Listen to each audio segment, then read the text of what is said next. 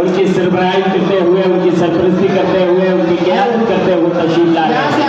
आप आने दें और उनके साथ जो उनके साथी आए हैं उनके लिए यहाँ पर कुर्सियाँ लगा दे तो बड़ी मेहरबानी होगी। मैं गुजारिश कर रहा हूँ, मैंने गुजारिश स्टेज पर तशरीफ लाएंगे और कोई उनका इस्तेमाल जो है और उसके अलावा मुस्तकिल सेक्रेटरी साहब और रजिस्ट्रार साहब तशरीफ लाएंगे। सिर्फ और सिर्फ इसके अलावा कोई देर न करना है, बराए मेहरबानी अपील के बराए करम। अस्सलाम वालेकुम।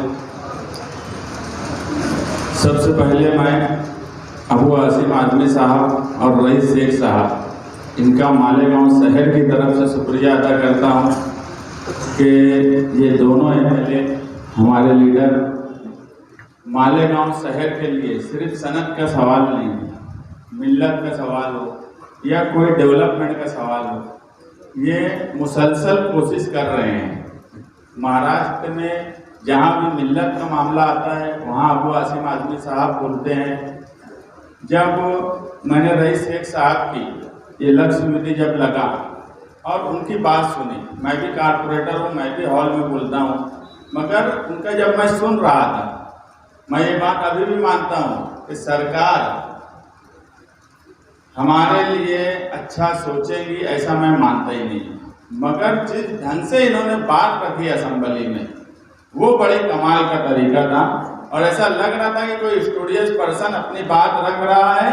और बात रखना एक बात है, बात मनवा लेना ही लीडरी और कमाल है। और ये रईस शेख साहब मैंने ये कमाल देखा।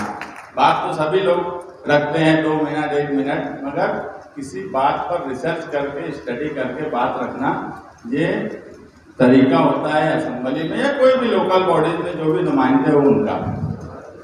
मालेगांव शहर में आप आए,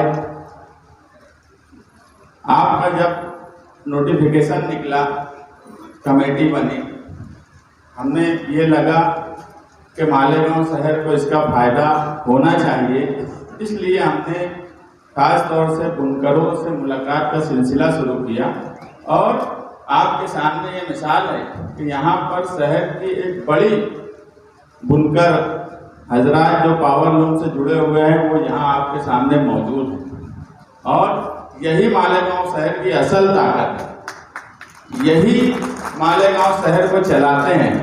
मगर ये कभी जो चेहरे मैं यहाँ देख रहा हूँ ये कभी ऐसे किसी प्रोग्राम में जाते नहीं, ये यहाँ आए, हमें और आपको भी इनका शुक्रिया अदा करना चाहिए। ये ऐसे लोग हैं। अभी हमारे शहर का मसला ऐसा है कि रईस भाई आप कमेटी में हो और मुझे पूरी उम्मीद है कि आप फॉलो अप लेंगे, आप काम करेंगे। वहाँ पर कौन कितना काम करेगा ये नहीं मालूम हमें, मगर आप काम करेंगे ये उम्मीद भी है और अल्लाह पर यकीन है कि आप जरूर काम करेंगे और इस बार कुछ न कुछ पावर लूम सनत का भला होगा। काम हम भी यही चाहते हैं कि सब लोग मिल के करें।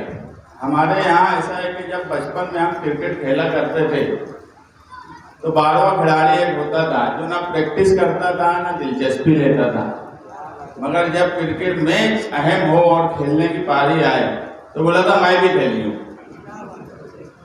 मैं भी खेली हूँ। तो महल्ले के जो जिम्मेदार लोग थे जो यहाँ बैठे हैं, महल्ले के तो उनको बोलते थे कि समझा ना प्रैक्टिस है ना दिलचस्पी है, तब खेले की बात काहे कर रहे।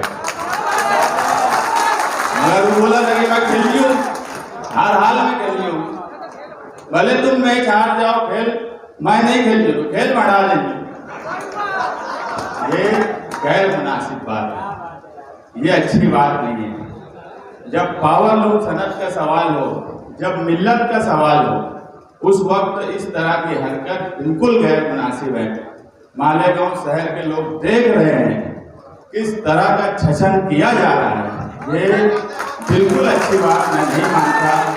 ये हमारे खिलाफ नहीं हो रहा, ये बुनकर बिरादरी के खिलाफ हो रहा, ये पावर लूम सनत के खिलाफ हो रहा। कि अगर तुमको इतना ही खेलना आ रहा होता तो तुम असेंबली में बोले होते। जिस वक्त ये लक्ष्य समिति लगी उस वक्त तुम असेंबली में हाजिर नहीं थे। आपको 19 तारीख का नोटिफिकेशन, आप 20 तारीख को बोलते हो कि 20 तारीख को उस पर क्वेश्चन लगा। 13 दिसंबर को रईस शेख साहब वहां बोल रहे थे, आपको तारीख तक नहीं पता है। तो मेरी आपसे हाथ जोड़ के गुजारिश है कि आप साथ में काम करिए, बहुत अच्छी बात है। रईस शेख जैसा स्टूडियस एमएलए आपके साथ है, हमारे साथ भी अगर कोई कारपोरेटर दूसरी पार्टी का भी रहेगा, उसको मालूमात है, वो भला कर सकता है, तो मुझे कोई हिचकिचाहट नहीं है उससे मालूमात लेके काम करने की।